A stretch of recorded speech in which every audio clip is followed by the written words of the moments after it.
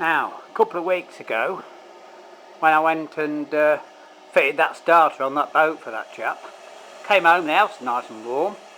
Anyway, that night, my boiler came up with a fault of 7F, which is flame detected. It says, I looked in the fault, the first thing I did was go on the internet, have a look, and I found the fault code and it said flame detected. Well, my first thought was, oh, burner's stopping on. No, it means that the probe, which is there, that one there, was detecting a flame when the boiler was off. So that's the first thing. Anyway, then it came up with another fault, which is a very common fault apparently, I've now found. Like I said, I've had 2 weeks. I had a week looking for videos and searching the internet, and it is mentioned, but this fault code is on this model, which is actually the Worcester Bosch R25 condensing combi boiler, and they're actually very good boilers. It's the only thing that I've sort of had from a situation, you know, and this was 9 years ago. Now for servicing, I've had to service it obviously, and they told me something. Well, they didn't really tell me wrong. There we are. I've wrote the fault. That's what it does, right? Now I've read then I spent this week, or this last week I should say, reading the book, and what happened was it's not really understandable. It's like a lot of things. I think it was written by someone that knows what they're doing.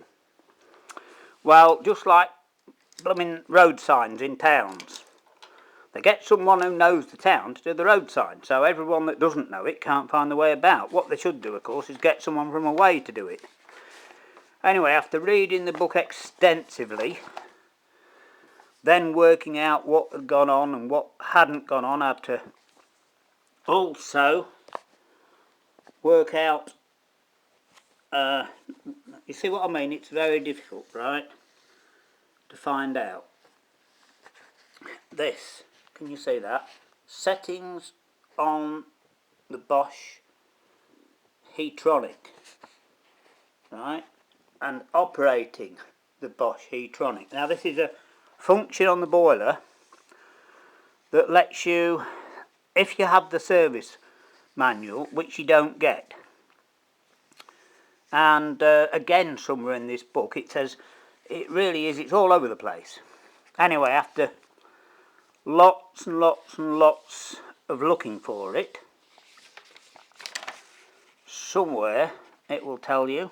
You see what I mean? Even though I've looked at the book for ages, I can't just find it. Anyway, it says to check the ionisation voltage, you go to a setting, and it was still working periodically. And I've had that off. I rang Worcester Bosch and they said to take the condensate trap off, which is in there. Now what happens is that the evaporated water comes down there and that gets blocked up. Now it shows this fault if this water passage, you see there's the siphon, and when it freezes up, that's your outlet pipe there. Well, when that freezes up outside, that's what stops your boiler, and it shows this fault. But, as I say, it's taken me 2 weeks. Well, as I say, I looked on the internet, you know, where it's much use as a chocolate fire guard. Bloody useless. It's normally a marvellous resource, but now I'm pretty sure I could have found out the innermost secrets of the CIA easier than how to mend this.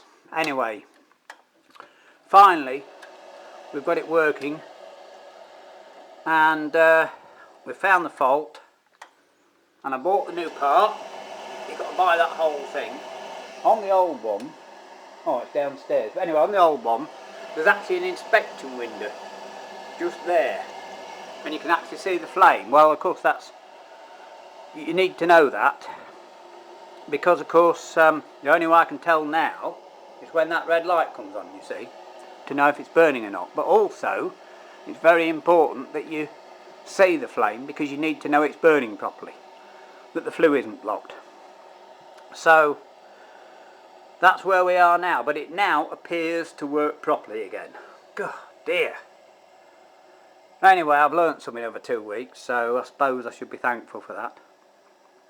But you know, it really has been something hard work. I haven't gone without, by the way. I've got a gas fire downstairs, and I've got a kettle, and I've got a fan heater for the bathroom. No, I've not been cold, but all the same.